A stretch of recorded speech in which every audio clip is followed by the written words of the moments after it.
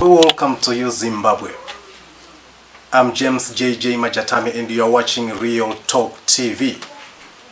For the recent past, we have witnessed a number of protests, a number of demonstrations, all were against the government, trying to send a message to the government as to what is the disgruntlement of the citizens. As a result, we've seen a number of groups cropping up. We had a group called This Flag, which was led by Pastor Ivan Mawarire. Unfortunately, he is now in the United States of America. However, it is not dead. There is a lady who is very strong, who is spearheading this group. Her name is Fadzai Mahere. And we've got another group, the Tajamuka group, the heavy one, led by Promise Mukwananzi. The Real Talk TV has taken it upon itself to look at these issues and call Promise Mukwananzi himself to come and join us in this interview, where we want to get it straight from the horse's mouth. What is it the Tajamuka movement is about? We are going to get this from Promise Mukwananzi, and it is my pleasure to introduce to you none other than Promise Mukwananzi.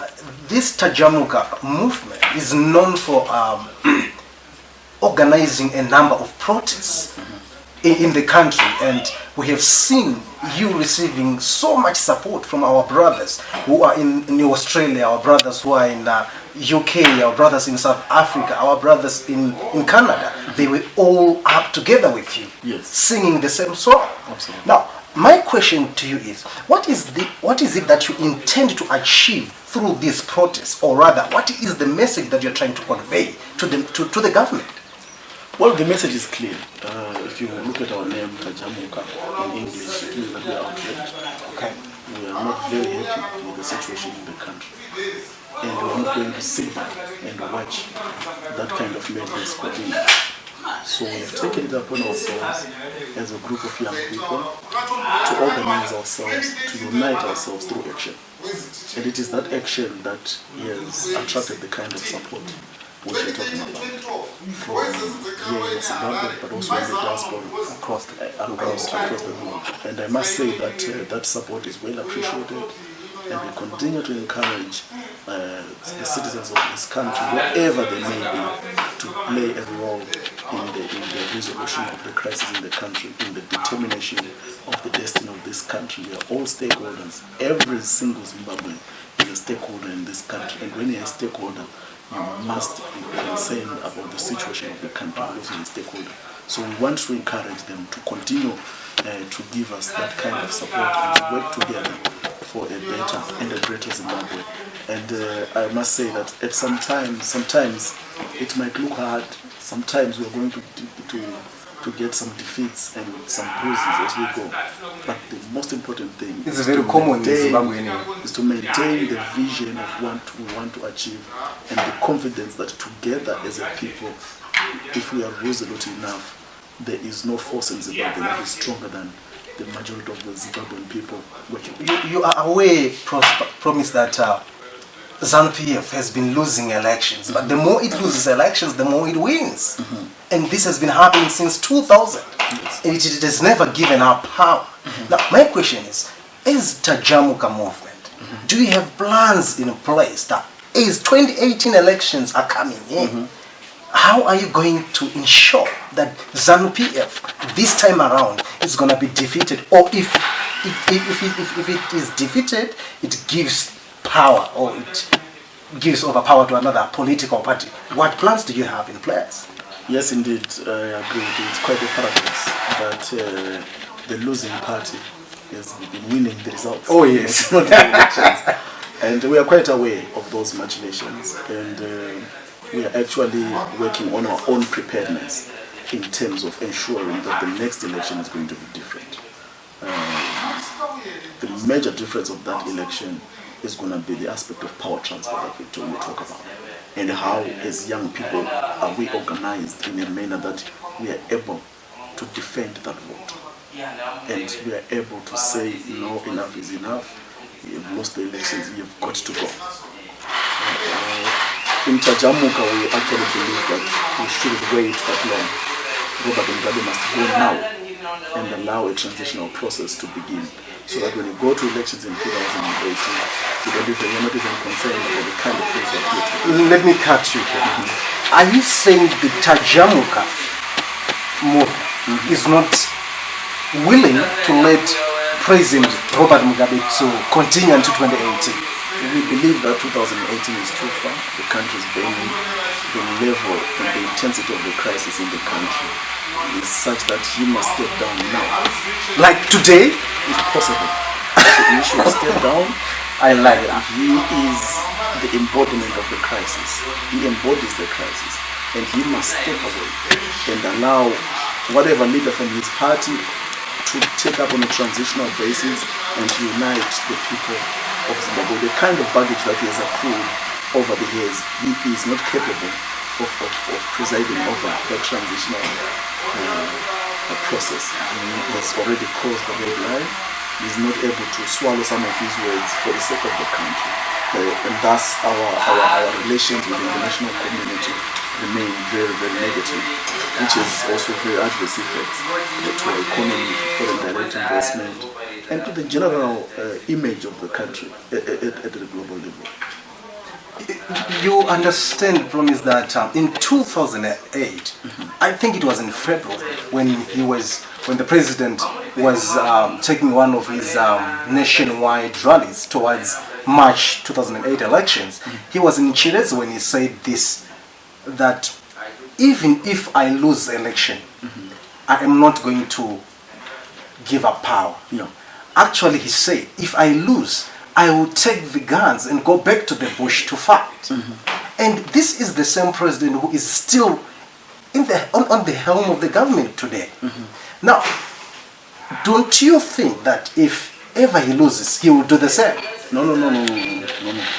That is why Tajamuka is saying this is a man who has to be stopped by any and all means that are necessary and permissible in a democratic society. We are going to stop him. He has to be stopped. If he loses the elections, he has to go. And he will go. That is if you will not be able to remove him now, like exactly. You are saying. We want him gone now.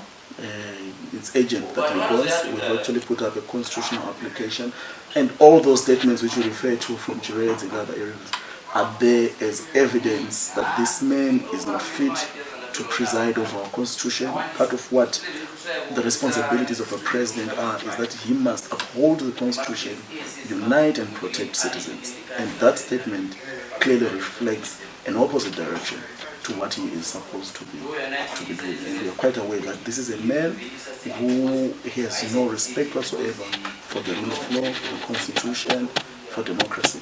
And those statements are clear evidence of that fact. And we have that case pending in the courts. And every time when he's going to make these kind of statements, we're going to be putting up supplementary affidavits as evidence of his determination. Nailing him more, showing evidence of his determination to undermine our constitutional democracy. Okay. Over the past years, we've witnessed a number of political activists who were being tortured. We've got good examples of our own brother, Itai Zamara, yes. And also Ivan Mawarire, who has just ran away from intimidations, probably. Are you not afraid of your own life and that of your own family? Because vilifications obviously will come to you from ZANU-PF. What makes you so bold and so strong against this regime? Vilification has already come. You know that I've been in and out of prison, and I'm always in the courts. My passport was taken. But you've got to pre-understand when you get into this that these are the kind of occupational hazards that you are going to come across. But I think that the most important thing is to be on the right side of history, on the right side of the law, on the right side of time. And we know that our cause is just and legitimate. and that the people of Zimbabwe are fully behind what we are fighting for. They may kill promise in Mukwananzi today, but the liquidity crisis won't disappear. Oh, definitely. Yeah, the agitation of the people of Zimbabwe won't disappear. In fact, it will be more. It will be actually a catalyst, which will cause them more problems. The issue of Itai Dzamara, who disappeared without trace, continues to be a problem. Even now, he hasn't been found, right? He's never been found, but we continue to agitate for the government to account for him. We have a constitutional responsibility to protect citizens and to account for them whenever they are missing.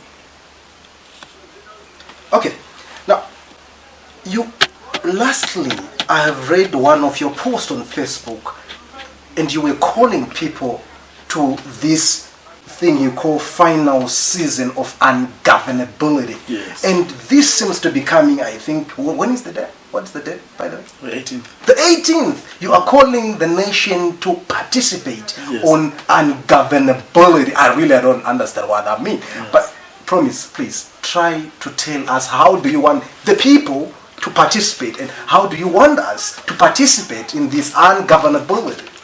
Okay, the final season of ungovernability, what we want people to understand is that it's not an event. It's a process, and a protracted one for that matter. So we want people to participate in a process rather than in an event. And that process is going to begin on the 18th of November with a demonstration. And after demonstrations, we're going to have so many activities taking place which make it very difficult for our governors to continue to do what they're doing, because what they're doing is clearly not in the interests of this country, let alone of the future of the country. So we want to start a process of ensuring that we drag them kicking and screaming to a table of negotiations to negotiate the transition that I have spoken about earlier on. So the purpose, if I'm getting you clearly, is that you just want to make it difficult for the government to run the country. You want to stop the country. We want to make it impossible for government to govern in the manner which they're doing, using lawful means.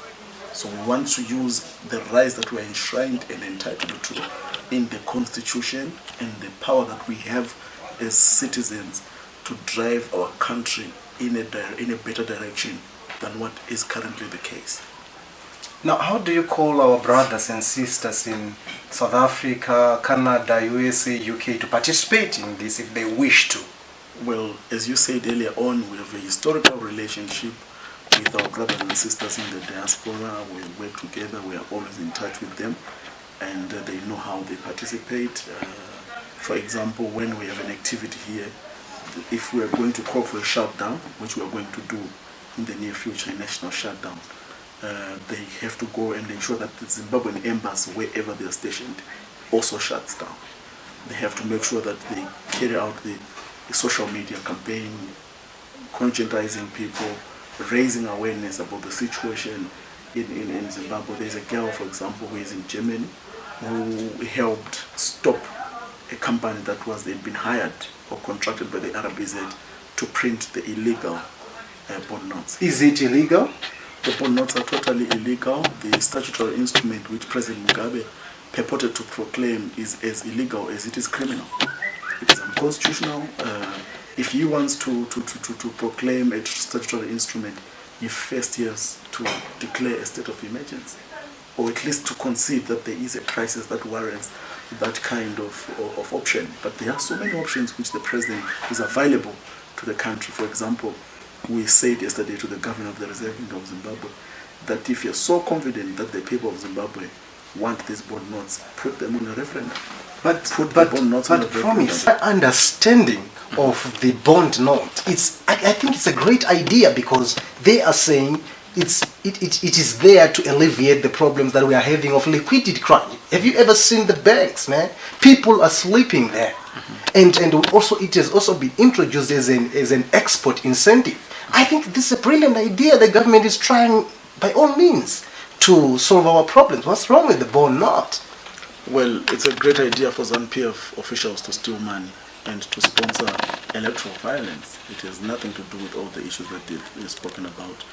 the problem of liquidity is because of externalization of money by the very same government that is purporting to resolve our problems. And the economic problem in the country has nothing to do with all those things. It has to do with the political will of the government to address certain basic fundamentals of the economy. A good example is policy ambivalence on the part of government. If you talk about indigenization, for example, to 3 ministers from ZANU-PF, you will get 6 different versions of the same indigenization. So that policy inconsistency, that instability, that unpredictability of the policies naturally drives away foreign direct investment. And when you don't have that, you don't have production, you don't have employment, and ultimately you don't have money in the market. So really the economic problem has nothing to do with what the government is saying. The government must address those fundamental root causes of the economic crisis in the country. The opulence of government officials, for example. I passed through the labor court this other day. I saw 6 huge Mercedes-Benz. I shudder to think how much they cost, not least how much they cost to maintain and how much fuel they consume per day. And all those point to a government that is totally lost in terms of its prioritization of issues. Okay, well, I've read in the papers on Friday that the governor has invited you to discuss some issues to do with the bond law. What have you agreed with that? Were you not paid? Probably we disagreed on everything and agreed on nothing with the governor. We're not paid, he has no capacity to pay us. We are priceless. The cause that we are fighting is a priceless cause. And we are prepared to fight this cause, no matter what the cost is. And we told the governor, you must gracefully resign. If your conscience is not clear. You told Manguja. I told Manguja to resign. To resign immediately if his conscience is not clear about this issue of the bond note. Promise, have you read what he said some time ago? He said, if the bond note does not work, I will resign. Yes, which means he repeated it yesterday, and we are going to hold him against his own words. When it fails. When it fails. So in actual it will fail. Thank you so much, Promise, for coming to Real Talk TV. You're welcome. You were very efficient, and we think we are going to meet again next time. Definitely. Until we meet again. Yes. Thank you so much. Thank you.